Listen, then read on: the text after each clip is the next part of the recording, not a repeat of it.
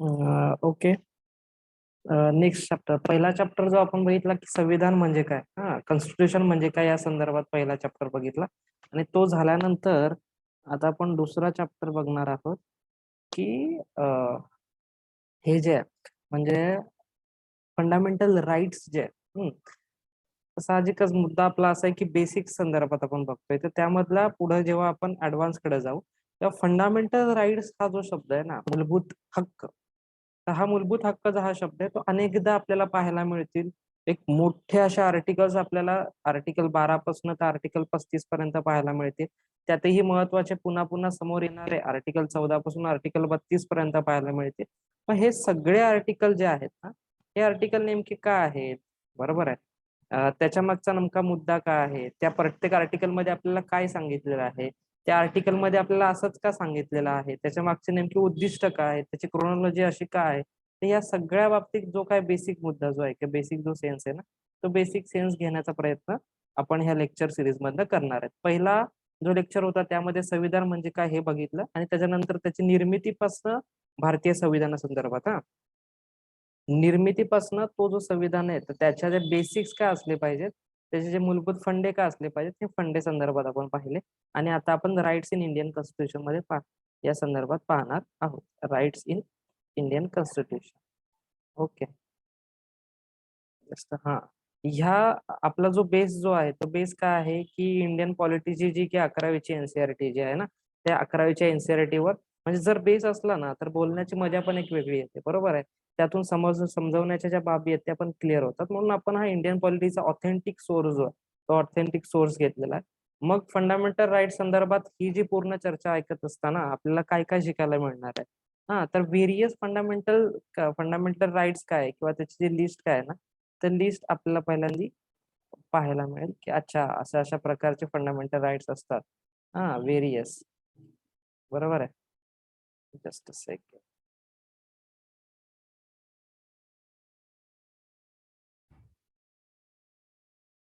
बरोबर आहे. व्हेरियस इरेजर झालं.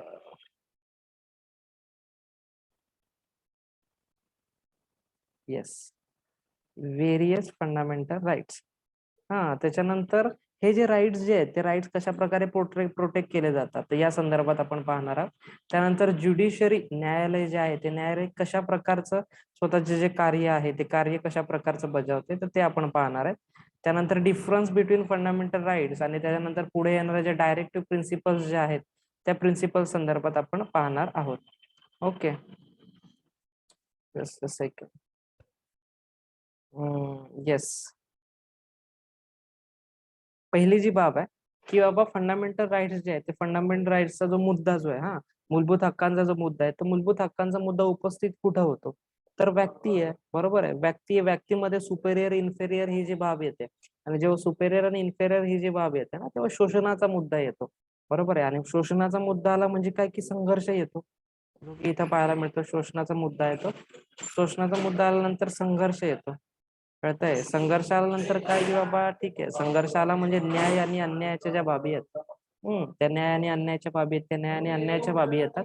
आणि मग म्हणूनच न्याय मिळावा म्हणून मूलभूत काही तरतुदी असतात, आणि ह्या ज्या तरतुदी असतात म्हणून मग डिझाईन केलेले जे हक्क असतात, आणि हक्क असतात आणि त्याच्यामुळे निर्माण होणारे जे फंडामेंटल राईट्सच्या ज्या बाबी आहेत त्या बाबी आपल्याला इथं पाहायला मिळतात. तर एक पर्टिक्युलर जी क्रोनॉलॉजी आहे किंवा मूलभूत हक्कांची जी निर्मिती ती कशा प्रकारे होते असं जेव्हा आपण बघतो तेव्हा ह्या सगळ्या बाबी लक्षात घेऊन मग हक्क जे आहे ते हक्क असे येते. मूलभूत आणि मग संविधानिक अशा बाबी आहेत. ओके. पुढे आल्यानंतर आपल्याला काय दिसतंय की मग पुढे आल्यानंतर मग डेफिनेशन दिलेले की नेमकं कॉन्स्टिट्यूशन जे आहे ते मागच्या लेक्चर मध्ये पण आपण बघितले की संविधानाचे डेफिनेशन आहे, ते डेफिनेशन जे आहे त्या संदर्भात. तर तेच डेफिनेशन काय ते, constitution is the document. Constitution is a document that set limit on the power of government and ensure democratic system in which the person enjoy certain rights असं ते म्हणतात. हम्म. काय तर constitution is the document that set the limit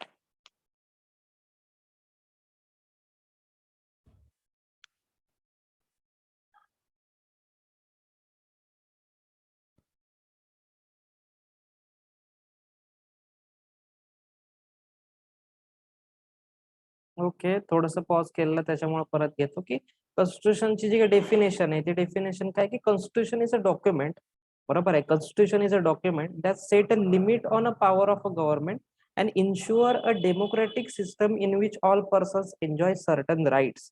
बरोबर आहे, म्हणजे की पर्टिक्युलर एक डॉक्युमेंट आहे, document that set a limit of powers. बरोबर आहे की जर सरकार आहे, सरकार काही नियम आहे तर ते नियम आणणारच आहे, पण ते नियम असताना पण त्यावर काहीतरी लिमिट्स असल्या पाहिजेत.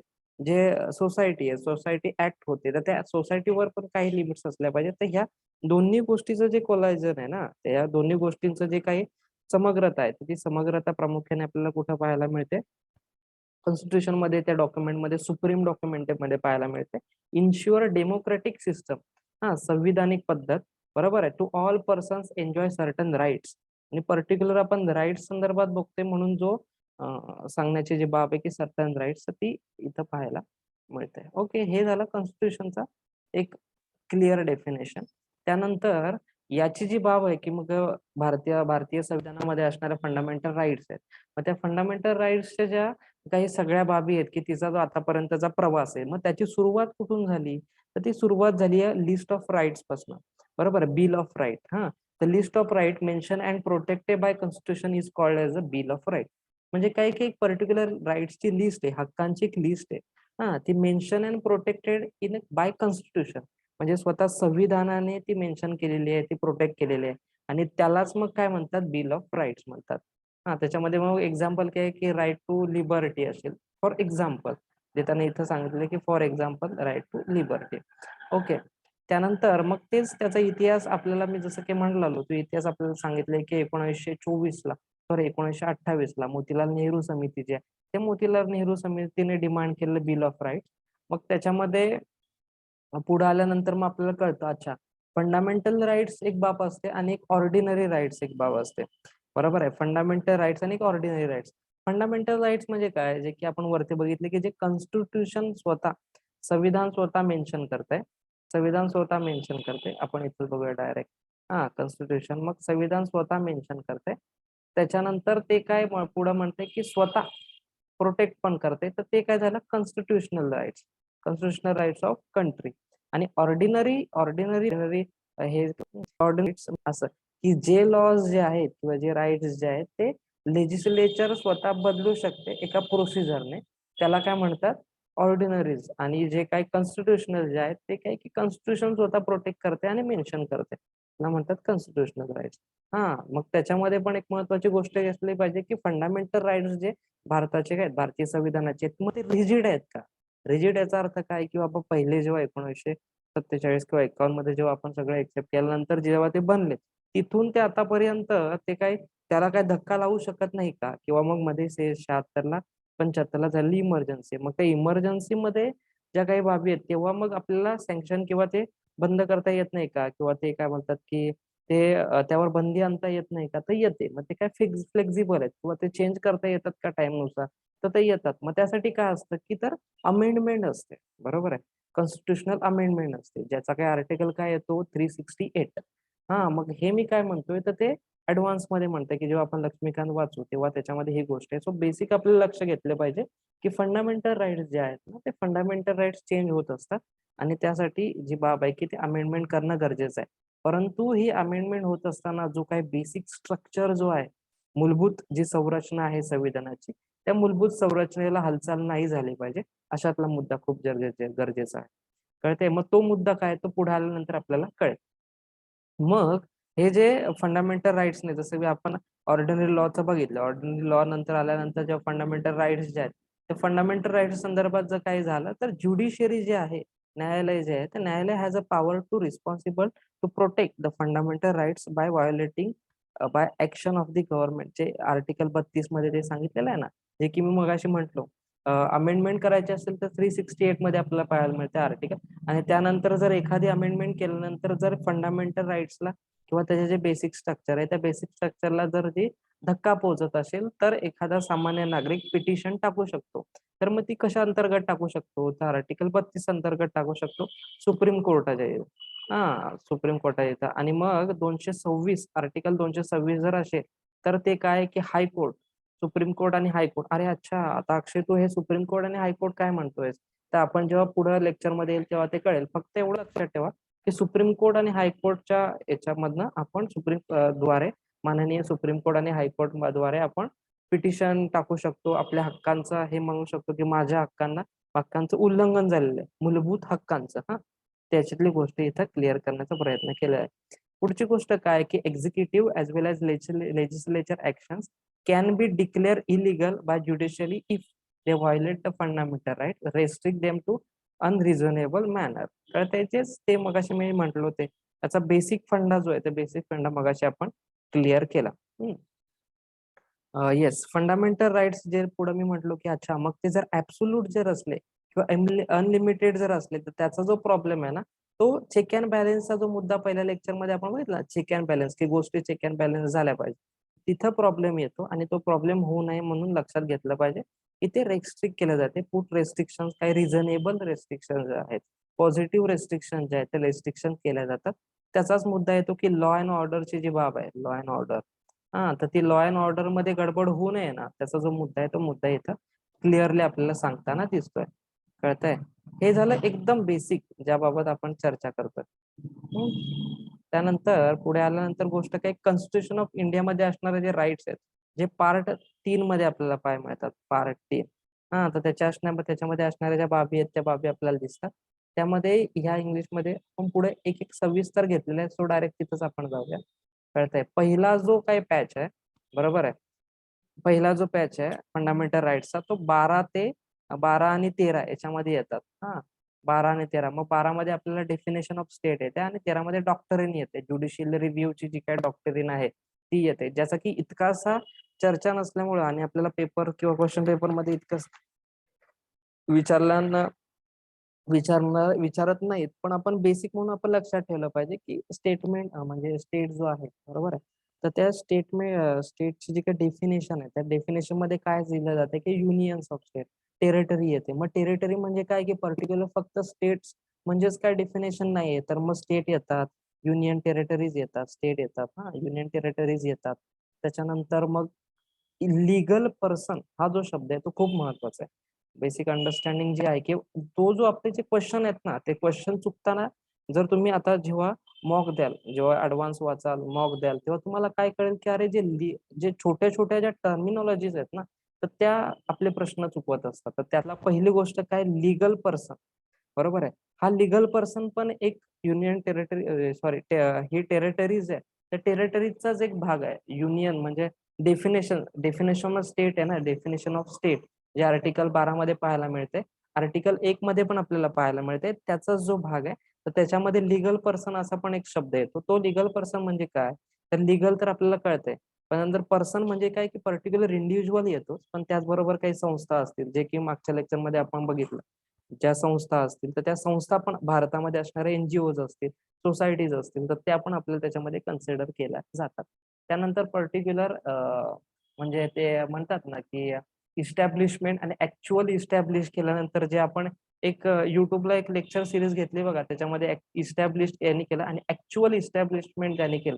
तर अशा प्रकारची गोष्ट त्या ऍक्च्युअल सेन्स जो आपल्या आर्टिकल्सचा, तर तो आपल्याला येतो 14 पासून.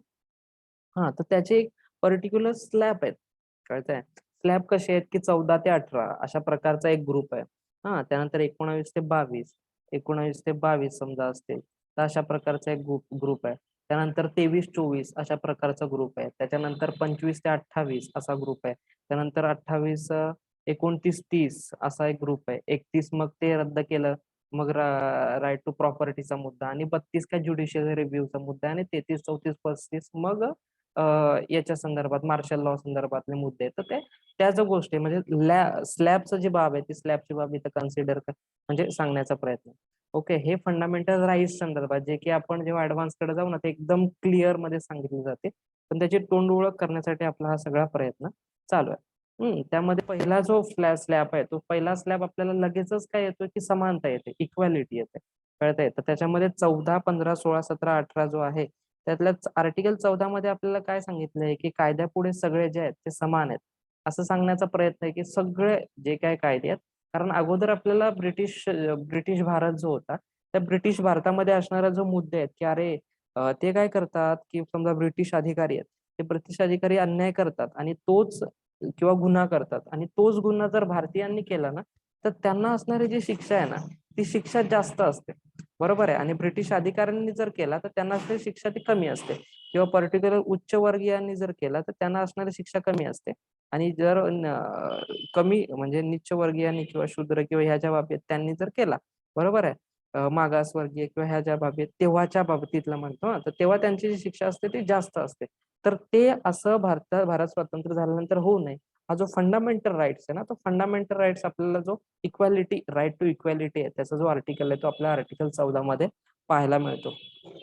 त्यानंतर स्पेसिफिक पुढे आल्यानंतर आर्टिकल 15 मध्ये आपल्याला काय मिळतो, तर धर्म, वंश, जात किंवा जन्म ठिकाण जे आहे ना या कारणांवरून भेदभाव झाला नाही पाहिजे. हा, prohibition on the discrimination, prohibition नाही, discrimination on the basis of race, caste, sex, place of birth, ही जी बाब आहे आर्टिकलचा, तर हे आपल्या आर्टिकल 15 मध्ये पाहायला मिळते. 16 मध्ये काय काय पाहायला मिळते की बाबा आपण जर एखादे जॉब आहेत, बरोबर आहे, तर ते जॉब मध्ये असणारी जी इक्वालिटी आहे, समानता आहे, तर ती समानता आपल्याला पाहायला मिळते की सार्वजनिक सेवा, नोकऱ्यांच्या बाबींमध्ये सर्व समान संधी असणं गरजेचं आहे. मग त्यामध्ये आरक्षणचा जो मुद्दा आहे, मग ते नेमकं स्पेसिफिक प्रोव्हिजन्स काय किंवा प्रिव्हिलेज काय आहेत ना, ते मग ऍडव्हान्स मध्ये तुम्ही जेव्हा जाल तेव्हा तुम्हाला कळेल की अच्छा प्रिव्हिलेजेस म्हणजे काय. आर्टिकल 16(1), 16(2), 16(3), 16 म्हणजे 16A, 16(2) मध्ये, 3 मध्ये, मग ओबीसी साठी म्हणजे अदर बॅकवर्ड क्लासेस साठी काही प्रोव्हिजन्स आहेत, शेड्यूल कास्ट साठी आहेत, शेड्यूल ट्राईब साठी आहेत, किंवा इकॉनॉमिकल बॅकवर्ड क्लासेस साठी आहेत. मग ते ऍडव्हान्स मध्ये तुम्हाला पाहायला मिळेल. ओके, त्यानंतर कारण हे हे जेव्हा तुम्ही तिकडे गेल्यानंतर अजून क्लिअर होईल, पण त्या संदर्भात अजून एक आयडिया असणं गरजेचं आहे, जे की तुम्हाला एक्झॅक्ट सेन्स तिथं आल्यानंतर एकदम फॅमिलियर वाटेल. हा, त्यानंतर 17 जे आहे ते 17 अस्पृश्यतेचे निर्मूलन करण्याची जी बाब आहे, तर ती बाब आपल्याला पाहायला मिळते. 17. 18 जो आहे तो किताब किंवा पदव्या नष्ट करणे, म्हणजे अगोदरचे असणारे जे किताब होते 1970 प्रोव्हिन्सेस जे होते, तर त्याच्यामध्ये समजा राजा असेल, किंवा तुम्ही गोल्ड पिक्चर बघितलं असेल, गोल्ड, अक्षय कुमार चाललेला गोल्ड पिक्चर नाही का, हॉकीच्या संदर्भात. मग त्याच्यामध्ये असणाऱ्या तो जो प्लेयर आहे की तो पर्टिक्युलर प्रोव्हिन्सेस म्हणजे राजघराण्यातून आलेला असतो, आणि त्याला ते दिलेलं पर्टिक्युलर नाव जे आहे ना, तर तशा प्रकारचं जे पद आहे किंवा ते जे आहे, तर ते नष्ट करणं जे आहे तर ते आर्टिकल 18 मध्ये पाहायला मिळते. जेव्हा तुम्ही ऍडव्हान्स मध्ये जाल तेव्हा तुम्हाला कळेल की अरे मग पद्मभूषण, पद्मविभूषण किंवा भारतरत्न हे पण एक किताब आहेत ना, मग हे का ठेवलेत, बरोबर आहे. त्या व्यतिरिक्त असणारे नष्ट केलेत, पण हे का ठेवलेत. मग मध्ये आपल्याला कळेल की अरे 1978 ला जेव्हा मोरारजी देसाई गव्हर्नमेंट जे आलं, तर त्यांनी काय केलं की हे जे 3-4 किंवा अर्जुन पुरस्कारा संदर्भात ज्या काही गोष्टी आहेत तर त्या त्यांनी बॅन केल्या. मग त्यानंतर परत त्या रिझ्यूम पण करण्यात आला. सो त्या बाबतीत आपल्याला पाहायला मिळेल. पण बेसिक मध्ये लक्षात घेतलं पाहिजे की आर्टिकल 18 जो आहे 18 जो आहे तो आपल्याला किताब पदव्या नष्ट करणे या संदर्भात सांगतोय. ओके. त्यानंतर पुढे आल्यानंतर एकूण हा झाला आपला काय की 14 ते 18च्या संदर्भातला लॅब जो आहे तो झाला. त्यानंतर पुढचा स्लॅब जो आहे तो कोणता येतोय 19 ते 22 संदर्भात. त्याच्यामध्ये काय म्हणते की स्वातंत्र्याचा मूलभूत अधिकार जो आहे freedom the freedom of speech किंवा ह्या सगळ्या ज्या गोष्टी येतात तर त्या पाहायला मिळतात. फ्रीडम फ्रीडम ही गोष्ट जेव्हा तुम्ही प्रिअम्बल बघाल नंतर गेल्यानंतर प्रिअम्बल वाचा we the people of India having solemnly and other त्या सगळ्या गोष्टी आणि मग जस्टिस इकॉनॉमिकल पॉलिटिकल त्याच्यानंतर ह्या ज्या बाबी आहेत सोशल इकॉनॉमिकल पॉलिटिकल त्याच्यानंतर equality of thoughts belief liberty आणि ह्या सगळ्या गोष्टी जेव्हा तुम्ही पाहायला मिळतात ना तर तेव्हा जो फ्रीडम आहे फ्रीडम ऑफ स्पीच ह्या ज्या 6 गोष्टी ज्या पाहायला मिळतात तर त्याच्याच इथं एक्झॅक्ट क्लिअर सेन्स मध्ये म्हणतात की आर्टिकल 19 मध्ये आपल्याला ते पाहायला मिळतंय. ते सांगताना काय म्हणते की भारत स्वातंत्र्य इत्यादी संबंधीच्या विवक्षित हक्कांचे संरक्षण किंवा हक्क प्रदान करते. मग त्यामध्ये भाषण आणि अभिव्यक्ती फ्रीडम इंडिव्हिज्युअल ते जे म्हणतात ना ते लिबर्टी त्यानंतर एकत्र जगण्याचा असेंब्लीचा ते आहे. त्यानंतर स्वतःचं ऑर्गनायझेशन काढू शकतो. बरोबर आहे त्याचा एक अधिकार आहे. स्वतः मोर्चा काढू शकतो संचार करू शकतो. मुक्त संचाराची बाब आहे ती इथं मुक्त संचाराची बाब आहे किंवा मी समजा महाराष्ट्रातला आहे मला जायचंय गुजरातला तर मी जाऊ शकतो तिथं व्यवसाय करू शकतो मी तिथं स्थायिक होऊ शकतो. हे जे पुढे आहे तर त्या ज्या बाबी तर त्या बाबी प्रामुख्याने आपल्याला आर्टिकल 19 मध्ये पाहायला मिळतात. म्हणजे आता बऱ्याचदा प्रश्न उपस्थित राहतो की अरे संबंधित राज्यातला माणूस जेव्हा महाराष्ट्रात येतो मग त्याला तसा तो अधिकार आहे का तर डेफिनेटली तसा त्याचा अधिकार आहे त्याबाबत काहीच वाद नाही. जे की आपल्याला कॉन्स्टिट्यूशन मोठा म्हणजे स्वतः संविधान हे सगळं आपल्याला प्रदान करत आहे. त्यानंतर आर्टिकल 20 मध्ये काय म्हणतंय की अपराधां बद्दलच्या दोषसिद्धतेबाबत संरक्षण म्हणजे अ, सोपी गोष्ट आहे की समजा एखाद्या गोष्टी संदर्भात तू कन्व्हिक्ट म्हणजे आपण कन्व्हिक्ट आहेत. कन्व्हिक्ट म्हणजे आपल्याला समजा आपण क्रिमिनल म्हणजे मी काही गुन्हा केलाय पण तो गुन्हा अजून सिद्ध नाही झालाय. बरोबर आहे. तर त्या संदर्भातल्या ज्या बाबी आहेत त्या संदर्भातलं जे संरक्षण आहे ते संरक्षण आपल्याला आर्टिकल 20 मध्ये पाहायला मिळतंय. मग त्यामध्ये ते काय म्हणतंय की अरे 24 तासाच्या आत ज्युडिशरी समोर पर्टिक्युलर त्या व्यक्तीला हजर करणं गरजेचं आहे. त्यानंतर काय एक्स पोस्ट फॅक्टो कायदा नसला पाहिजे. डबल जिओपॅरिटी नसली पाहिजे.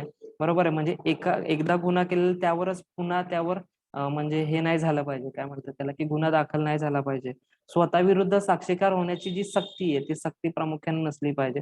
या ज्या इंटरनल बाबी ज्या आहेत त्या ज्या क्लिअर आपल्याला पुढे पाहायला मिळतील त्या आपण लक्षात घेतलं पाहिजे. हे झालं आर्टिकल 20 संदर्भात. आर्टिकल 21 संदर्भात म्हणजे अनुच्छेद 21 संदर्भात आपल्याला काय मिळतंय की लाईफ टू लिबर्टी जो की आताच्या याच्यामध्ये खूप महत्वाचा प्रश्न आहे. बरोबर आहे. जेव्हा डाटा प्रोटेक्शनचा मुद्दा येतो तुम्ही न्यूजपेपर मध्ये वाचत असाल पुट्टास्वामी केसची बाब आहे 17ची मग त्याच्यामध्ये असलेला परत पुन्हा पुन्हा आलेली जी बाब आहे की व्यक्ती स्वातंत्र्य जे म्हणजे माझं स्वतःचं मला एक व्यक्ती स्वातंत्र्य असलं पाहिजे. मला स्वतःची एक प्रायव्हसी असली पाहिजे. तर त्याच्या संदर्भातला जो बाब आहे किंवा आर्टिकल आहे ना तो आर्टिकल 21 मध्ये आहे. जीवित आणि व्यक्तिगत स्वातंत्र्याचे संरक्षण. बरोबर आहे. त्यानंतर आर्टिकल 21 ए मध्ये जी की घटना दुरुस्ती आहे 86वी घटना दुरुस्ती अमेंडमेंट आहे 2002 ची. त्यामध्ये काय प्राथमिक शिक्षणाचा अधिकार आहे. म्हणजे बालवाडीतली जी काही मुलं आहेत त्यानंतर प्राथमिक शिक्षणाची जी बाब आहे तर ती सर्व शिकूया पुढे जाऊया असं जे आपण वाचतो ना शाळेमध्ये तर ती जी बाब आहे ना तर ती प्राथमिक शिक्षणाचा हक्क जो आहे तो हक्क आपला फंडामेंटल राईट्स आहे आणि ते फंडामेंटल राईट्स 21 ए मध्ये तिथे दिलेला आहे. जो की म्हणजे ऍक्च्युअल जे काही 1951 ला आपण जे एक्सेप्ट केली तर त्याच्यामध्ये तो नाहीये. तो कधी आलेला आहे 86वी घटना दुरुस्ती त्या घटना दुरुस्ती च्या बरोबर आलेला आहे. त्यानंतर आर्टिकल 22 मध्ये काय आहे की काही बाबतीत अटक आणि स्थानबद्धता यापासून संरक्षण अशा प्रकारची बाब इथं सांगितलेली आहे. ओके. त्याच्यानंतर पुढे आल्यानंतर आर्टिकल 23 आणि 24 मध्ये आपल्याला काय मिळतंय जे शोषण जे एक्सप्लॉयटेशन किंवा ह्युमन ट्रॅफिकिंग ह्युमन ट्रॅफिकिंगची गोष्ट आहे. बरोबर आहे. शोषण शोषण तर ते शोषण आपल्याला काय अनुच्छेद किंवा कायदा 23 आणि 24 मध्ये पाहायला मिळतो. त्यातला पण अनुच्छेद 23 जो आहे त्या 23 मध्ये आता आपल्याला तुम्हाला कळेल की अरे हे असं सगळं स्टॅटिक चालू आहे. पण मुद्दा असा आहे की जेव्हा आपण ऍडव्हान्स कडे जाल ना तेव्हा ह्याच गोष्टी हेडलाईन आहेत फक्त, कळते, आणि ह्या एक्सप्लेन केलेल्या आहेत. आणि एक्सप्लेन करण्याबरोबर ज्या काही इव्हॅल्युएट झालेल्या आहेत काळानुसार, गरजेनुसार गोष्टी ज्या इव्हॅल्युएट झालेल्या आहेत, तर त्या इव्हॅल्युएट गोष्टी आपल्याला अशा खाली खाली दिलेल्या आहेत. आर्टिकल 23 मध्ये काय म्हणते की माणसांच्या अपव्यापार किंवा बेट बिगारी जे वेश व्यवसाय किंवा त्याची मनाई किंवा बंदी संदर्भात, तर ते दिसतंय. त्यानंतर आर्टिकल 24 मध्ये काय दिसतंय की कारखाने आणि तत्सम ठिकाणी बालकांच्या कामाची जी मनाई आहे, म्हणजे आपण एखाद्या हॉटेलमध्ये गेलो की तिथे म्हणतात की आमच्या इथं 14 वर्षाखालील मुलगा काम करत नाही, आमच्या इथं बाल कामगार नाही, असं जी पार्टी दिसते ना, तर त्याचं लॉजिक एक्झॅक्ट इंडियन पॉलिटीमध्ये आपल्याला कुठं दिसतं, तर आर्टिकल 24 मध्ये दिसतं. कळतंय? 24 वर्षाखाली जे आहे ना, ते मनाई आहे. ओके, म्हणजे एक्झॅक्ट जो सेन्स आहे तो सेन्स इथं पाहायला मिळतो. त्यानंतर जून आता पहिला 14 ते 18, 18 ते नंतर 19 ते 20, त्याच्यानंतर 19, 20, 21, त्याच्यानंतर 19 ते 21, त्याच्यानंतर 22, 23, त्याच्यानंतर नाही सॉरी, परत ते 23, 24, 23, 24, 23, 24 झाल्यानंतर 25 ते 28. बरोबर आहे. या 25 ते 28 मध्ये आपल्याला काय मिळतंय? Freedom of religion, right to freedom of religion. Okay, right to freedom of religion. Right to freedom of religion. त्यामध्ये 25 मध्ये काय दिसतंय की विवेक बुद्धीचे स्वातंत्र्य आणि धर्मांचे मुक्त प्रकटीकरण, आचरण व प्रचार करण्याचे स्वातंत्र्य. म्हणजे आपल्याला एक गोष्ट लक्षात, जेव्हा प्राचीन भारत जेव्हा आपण वाचतो, एन्शियंट इंडिया, तर एन्शियंट इंडियामध्ये कळतंय की अरे हे पहिल्यापासून म्हणजे फर्स्ट सेंचुरी पासून ख्रिस्ती धर्माचा जो प्रचार आहे तो प्रचार आपल्याला पाहायला मिळतो. स्वतः ब्रिटिश किंवा पोर्तुगाल जे आहे ते पोर्तुगाल जेव्हा भारतात आले, तर त्या येण्याचं त्यांचं व्हॅलिड कारण काय, की आम्हाला आमचा धर्म वाढवायचा आहे आणि त्या संदर्भात आम्ही धर्माच्या म्हणजे धर्म वाढवण्याच्या संदर्भातून आम्ही आलेले आहेत, अशा प्रकारचा मुद्दा आहे. तोच मुद्दा जर आपण इकडे घेतल्यानंतर मग आर्टिकल 25 मध्ये काय दिसतं की प्रत्येक नागरिकाला, प्रत्येक भारतीय नागरिकाला त्याच्यानुसार त्याला जो पटेल तो स्वातंत्र्य आणि धर्म स्वतंत्रपणे किंवा स्वतःच्या विवेक बुद्धी, कॉन्सायन्स, विवेक बुद्धीने तो निवडता येईल धर्म, त्याचं प्रकटीकरण करता येईल. त्या प्रकटीकरणाला म्हणजे स्वतः समाजामध्ये त्याला सांगता येईल. त्याला सांगितल्यावर जर कोणी त्याला काही म्हणजे त्रास दिला किंवा या दिला, तर त्याच्या संदर्भात तो गुन्हा दाखल करू शकतो. अशा ज्या बाबी आहेत तर त्या इथं पाहायला मिळतात. त्याचं आचरण करू शकतो, प्रचार करू शकतो. हा, तर त्या बाबी आपल्याला आर्टिकल 25 मध्ये पाहायला मिळतात. त्यानंतर 26 कडे आल्यानंतर काय दिसतं की धर्माविषयक व्यवहाराचे व्यवस्था पाहण्याचे जे स्वातंत्र्य आहे ते स्वातंत्र्य आपल्याला 26 मध्ये पाहायला मिळते. व्यवस्थापनाच्या ज्या गोष्टी आहेत त्या पाहायला मिळतात. आता तुम्ही कसं करा, एक होमवर्क देतो मी. जी केरळामध्ये झालेली केस आहे, त्याच्यामध्ये असणाऱ्या जो मुद्दा आहे की ते काय म्हणतायत की त्यांचं तुम्ही स्वतःहूनच मला सांगा ते. नाही, काय हरकत नाही. तसं ते जास्त कठीण होऊन जाईल. ॲडव्हान्सचे सांगण्याची काही लॉजिक नाही. बरं, एवढंच लक्षात ठेवा, की धर्माविषयक व्यवहाराचे जे व्यवस्थापन जे आहेत, म्हणजे रिलिजन मेंटेन किंवा मॅनेजमेंटची जी गोष्ट आहेत ना, ते स्वतः आपण करू शकतो किंवा ते करण्याचं जे स्वातंत्र्य जे आहे, ते स्वातंत्र्य आपण करू शकतो. अशा प्रकारचा आर्टिकल 26 मध्ये दिलेला आहे.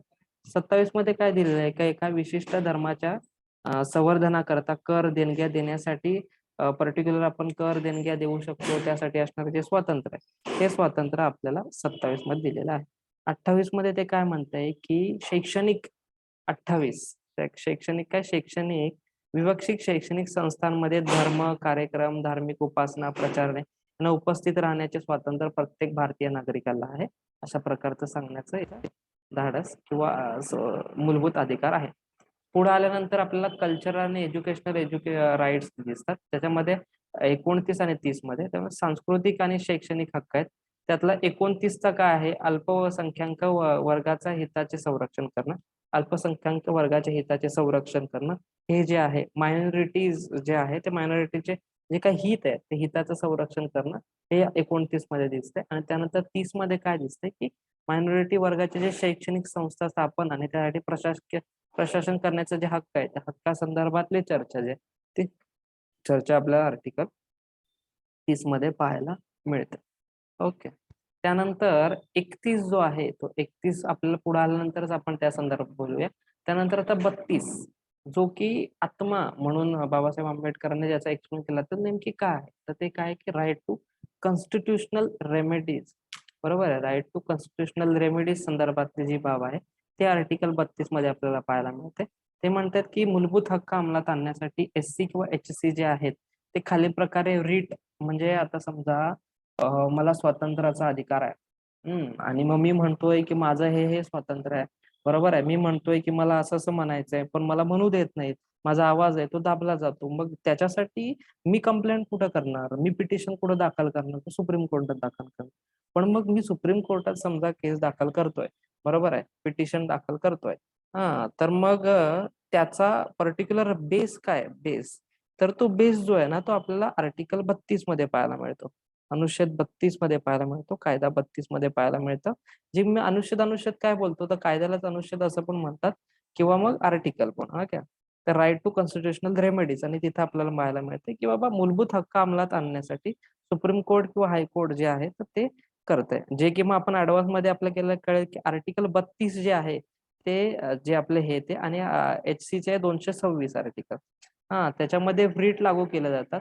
त्यामध्ये बंदी प्रत्यक्षीकरण म्हणजे हिबस कार्पस, देहो परिस्थिती, त्यानंतर मेंडामॉर्फस, त्यानंतर प्रोहिबिटेशन, तर कार्टिओरी, येस, त्यानंतर क्यू वॉरेंटो.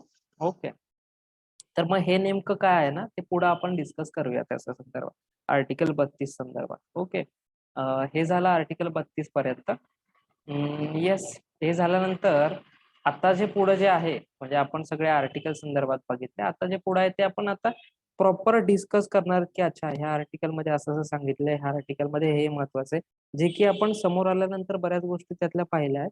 म्हणून मग झट जे काही गोष्टी उरलेल्या आहेत त्या उरलेल्या आपण पाहणार आहोत. हे जे आहे, हा जो आर्टिकल आहे ना तो जसा तसा पुस्तकात लिहिलेला आहे म्हणून तो आपण घेतलेला आहे. जेव्हा बेसिक्स ऑफ इंडियन पॉलिटी जेव्हा आपण टॉपिक जेव्हा बोलतो, तेव्हा लक्षात घेतलं पाहिजे की आपल्याला ज्या डिटेल्स ज्या आहेत त्या डिटेल्स काय आपण इथं शिकवणार नाहीत. त्या डिटेल्स संदर्भातल्या ज्या काही बेसिक्स ज्या आहेत त्या बेसिक संदर्भात आपली मुळात चर्चा चालू आहे. आर्टिकल 16A मध्ये जे आहे ना ते इथं प्रामुख्याने सांगण्याचा प्रयत्न काय केला आहे की अपॉर्च्युनिटीज मध्ये इक्वालिटी असली पाहिजे, बरोबर आहे. पण काही जे बॅकवर्ड क्लासेस आहे, reservation of appointment on post in favour of any backward classes, ह्या ज्या ही जी बाब आहे ना तर त्या बाबी संदर्भात की बाबा मागासवर्गीय ज्या भटक्या जमातीची जी बाब आहे, बरोबर, तर त्यांना एक विशिष्ट प्रिव्हिलेज मिळाला पाहिजे. आणि त्या प्रिव्हिलेज संदर्भात पण जे कॉन्स्टिट्यूशन ज्या काही बाबी आहेत त्या बाबी मांडण्याचा प्रयत्न करतात ते आपल्याला आर्टिकल 16(4) मध्ये पाहायला मिळते.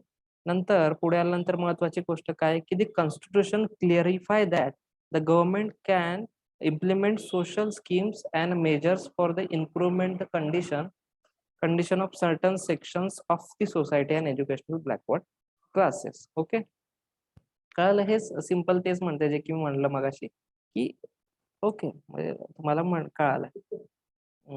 त्याच्यानंतर पुढे आल्यानंतर मुद्दा काय आर्टिकल 21 संदर्भात सांगितलेला आहे, जो की डिटेल मध्ये चर्चा करणं गरजेचं आहे की रोज न्यूजपेपर मध्ये आपल्याला ते पाहायला पण मिळतं.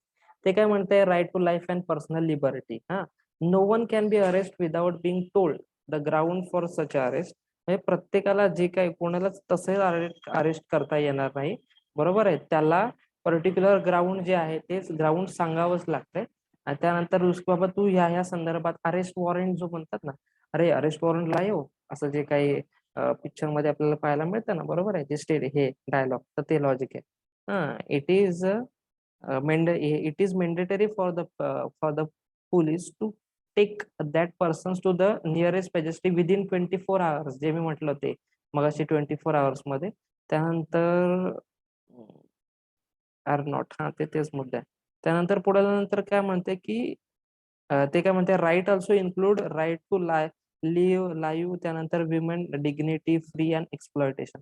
आता हा मुद्दा तुम्हाला काय म्हणतो माहिती आहे का, जेव्हा तुम्ही पुढे न्यूजपेपर वाचाल, पॉलिटी संदर्भातले जेव्हा मुद्दे येतील, पॉलिटी संदर्भातला मुद्दा जे येतील तेव्हा मला कळेल पॉलिसी संदर्भातला किंवा पॉलिटी संदर्भातला की एखादा केस किंवा क्रिमिनल जो आहे तो अरेस्ट केल्यानंतर 24 तासाच्या आत त्याला कोणतेही म्हणजे जखम किंवा इजा पोहोचल्या नाही पाहिजेत. पर्टिक्युलर अशा केसेस पण झाल्यात की 24 तासाच्या आतच म्हणजे सुप्रीम याच्या ज्युडिशरी समोर जेव्हा प्रस्तुत करण्याच्या अगोदरच मग त्याला इजा पोहोचते किंवा त्याच्या लाईफला थ्रीटन होते किंवा स्वतः आस्पेक्ट जो आहे तो आस्पेक्ट डेथ होतोय. तर हा जो मुद्दा आहे ना तो आला नाही पाहिजे किंवा तो झाला नाही पाहिजे, याच्यासाठी फंडामेंटल राईट्स मध्येच ती प्रोव्हिजन्स आपल्याला पाहायला दिसते. ओके, त्याच बाबी बऱ्याचदा आपल्या न्यूजपेपरमध्ये हे पण होतात. येस. त्यानंतर पुढे आल्यानंतर काय आहे की yes, right to shelter and livelihood also includes, त्याच्यामध्येच त्याच्यात शेल्टर अँड लाईव्हलीहूड. ओके. पुढे आल्यानंतर राईट्स ऑफ अक्यूज, ते म्हणते बघ काय म्हणते की constitution insure that person accuse of various offences will also get sufficient protection, तेच म्हणते ते. हा, मग पुढे आल्यानंतर एक आता ह्या सगळ्या मला असं वाटतं की अजून ऍडव्हान्सच्या बाबतीत जेवढ्या ज्या गोष्टी आपल्याला पुढे पाहायला मिळते, पण त्यातल्या गोष्टी लक्षात घेतल्या पाहिजे, ज्या की अगोदर आपण पाहिल्या की गुन्हेगारीसाठी कोणताही आरोप किंवा ते सांगितलं पाहिजे. त्यानंतर कोणताही कायदा कोणत्याही कारवाईस बॅकसेट पासून कायदेशीर, हा हे काय एवढं लॉजिक नाहीये. येस, आणि स्वतःबद्दल पुरावे सादर करू शकत नाही व्यक्ती त्याच्या, आता त्याच्या संदर्भात जे अगोदर म्हटलो आपण, जे चर्चा केली तेच म्हणतंय. हा, त्यानंतर 25 ते 28 मध्ये जे काय आहे ना, त्याच्यामधला जो आपण चर्चा केली त्याच्यामध्ये हे काय म्हणते, रिलीजन इन्क्लूड काय म्हणतंय, freedom to profess follows. Yes, तेच गोष्ट आहे. पण ह्या सगळ्या गोष्टी करत असताना सब्जेक्ट टू सर्टन लिमिटेशन्स जे आहेत ना, त्या लिमिटेशन्स पण असं म्हणजे आहेत त्याच्यावर, जे की समजा ठीक आहे, मला रिलीजन फॉलो करण्याचा अधिकार आहे, माझा प्रचार करण्याचा अधिकार आहे, प्रसार करण्याचा अधिकार आहे, पण कन्वर्ट जेव्हा मुद्दा येतो एखाद्या पर्टिक्युलर रिलीजन, तो म्हणजे जुन्यापासूनचा मुद्दा आहे की समजा पर्टिक्युलर ह्या धर्माचा माणूस ह्या धर्मामध्ये कन्वर्ट झाला, किंवा कन्वर्ट होत असताना फोर्सफुली कन्वर्ट नाही करू शकत, किंवा ह्या ज्या बाबी येतात ना, तर त्याच्यामध्ये येतात मग सर्टन लिमिटेशन्स, जे की पॉझिटिव्ह लिमिटेशन्स असतात. तर तेच इथं सांगण्याचा प्रयत्न केला की ते प्रोटेक्ट पब्लिक, ते नसं नाही झालं पाहिजे. त्यासाठीच मग मुद्दा आहे की पब्लिक ऑर्डरचा जी बाब आहे, public order, morality and health, हे जे 3 शब्द आहेत ना, public order, morality and health, हे 3 शब्द महत्वाचे जे की इथं सांगितले. तर ते गोष्टी लक्षात ठेवूनच सर्टन काही लिमिटेशन्स पण रिलीजन्स आणि त्या जे 25 ते 28 दिलेले आहे, तर त्या बाबी इथं पाहायला मिळतात. म्हणजे सोपी गोष्ट काय आहे की पुढे आल्यानंतर तुम्हाला कधी कधी असा प्रश्न विचारला जातो की ठीक आहे, हे जे लिमिट्स आहेत बरोबर आहे, तर मग त्याच्यामध्ये पुढे आल्यानंतर not government can not, just second, तर त्याच्यामध्ये मुद्दा काय येतो की ते जे काय आहे ते अनलिमिटेड राईट नाही, तर त्याच्यात पर्टिक्युलर लिमिट्स जे आहेत त्या लिमिटचा मुद्दा येतो, जो की मग काय लिमिट, कोणत्या बेसिसवर आपण लिमिट करतो, तर public order, morality and health. आणि मग एक्झॅक्ट असा स्टेटमेंट ते विचारतात की जर आम्ही रेस्ट्रिक्ट करतो तर फक्त पब्लिक ऑर्डरवर रेस्ट्रिक्ट करतो का, तर नाही, मोरॅलिटी पण ही बाब महत्वाची आहे आणि हेल्थ जे आहे ते पण महत्वाचं आहे. ओके. त्यानंतर पुढे आल्यानंतर काय की रिलीजनची बाब आहे, तर ते तेच म्हणते जे काय आपण चर्चा केली. हा, कल्चरल राईट मध्ये पण येस, मायनॉरिटी जे आहेत ते रिलीजन, लिंग्विस्टिक आणि कल्चरल जो सेन्स आहे त्या तिन्ही बाबीवर लिंग्विस्टिक ज्याच्यावर जे राज्यांची निर्मिती झाली ना, की लिंग्विस्टिक बेसिसवर राज्यांची निर्मिती झाली, त्याचा जो मुद्दा आहे तो कल्चरल सेन्स आहे आणि रिलीजन, त्या तिन्ही बाबींवर मायनॉरिटी डिसाईड केली जाते. तर ह्या ज्या बाबी डिपेंड अपॉन, ओके, तर ह्याच सांगण्याचा इथं प्रयत्न केला आहे.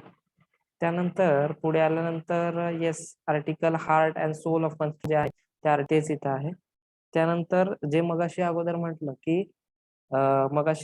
म्हटलं की आर्टिकल 32 जे आहे, त्या 32 मध्ये असणारे ज्या महत्वाच्या 4-5 बाबी आहेत, त्यातलं पहिली बाब काय आहे की हेबस कार्पस. हा, हेबस कार्पसला मराठीमध्ये काय म्हणतात, बंदी प्रत्यक्षीकरण. ओके. आर्टिकल 32 बंदी प्रत्यक्षीकरण, मग त्यामध्ये ते काय म्हणते की the court order that the arrest person should be present before it. हा, कसं काय म्हणते की पर्टिक्युलर एखादा जो व्यक्ती असेल त्या व्यक्ती संदर्भातलं जी बाब जी आहे ना, तर ती बाब आपल्याला कशा येते, हेबस कार्पस मध्ये येते. त्याच्यामध्ये ऍडव्हान्स मध्ये तुम्हाला असं कळेल की अरे, पर्सन मध्ये मग गव्हर्नमेंट पर्सन पण येतो किंवा मग प्रायव्हेट पर्सन असतं, प्रायव्हेट पर्सन पण येतो, कळतंय. मग ते मग काय म्हणतात, the court order that the arrest person should be present before it can order free and arrest, आणि त्यानंतर मग ते ऑर्डर करतात की बाबा फ्री की अरेस्ट आहे ते. मग हे जे काय असतं की व्यक्ती सापेक्ष आहे हेबस कार्पस आणि व्यक्ती केंद्रित आहे. त्यानंतर पुढे आल्यानंतर आपल्याला दिसतं की मेंडेमस. हा, मग त्याच्यामध्ये काय की कोर्ट हे कधी इश्यू करते की पर्टिक्युलर ऑफिस होल्डर्स जर असेल, बरोबर आहे, पर्टिक्युलर ऑफिस होल्डर्स, आणि हा जो ऑफिस होल्डर्स आहे is not doing legal duty. तर जर तो एखादा पर्टिक्युलर ऑफिसर जर लिगल ड्युटी करत नसेल तर त्यासाठी जे काही वापरलं जातं त्याला काय म्हणतात, मेनेमस म्हणतात. हा, ते काय इनफ्रिंगिंग ऑन द राईट ऑफ इंडिव्हिज्युअलचा जो सेन्स आहे तो इथून पाहायला मिळतो. ओके, त्यानंतर काय आहे प्रोहिबिटेशन. प्रोहिबिटेशन कोड संदर्भात की बाबा समजा हायकोर्ट आहे, हायकोर्टमध्ये पर्टिक्युलर आपण समजा किंवा की बॉम्बे हायकोर्ट आहे. तर बॉम्बे हायकोर्टने एखादा डिसिजन गेल्यानंतर किंवा एखादी बाब जर आस्पेक्ट लक्षात येतो की त्यांच्या तो बियॉन्ड ज्युरिस्डिक्शन जातो, बरोबर आहे. तर मग ज्युरिस्डिक्शन बियॉन्ड ज्युरिस्डिक्शन जात असताना मग तो जो शिफ्ट केला जातो, तो शिफ्ट जो आहे तो आपण प्रोहिबिटेशन मध्ये पाहायला मिळतो, प्रोहिबिटेशन मध्ये. त्यानंतर चौथं काय आहे क्यू वॉरंटो. क्यू वॉरंटो मध्ये काय आहे, court find that the person is holding office but is not entitle to hold that office.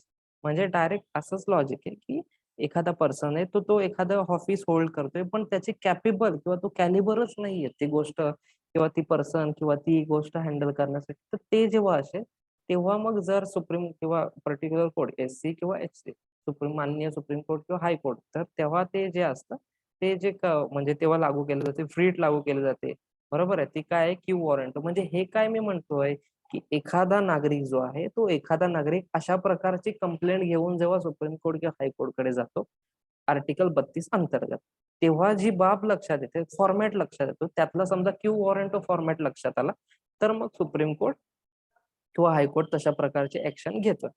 हा, येस. आणि मग तेच रेस्ट्रिक्ट करणार त्या पर्सनला की हवी हाऊस ऑफिस होल्डला. ओके, त्यानंतर पाचवं काय की सर्टिअरी.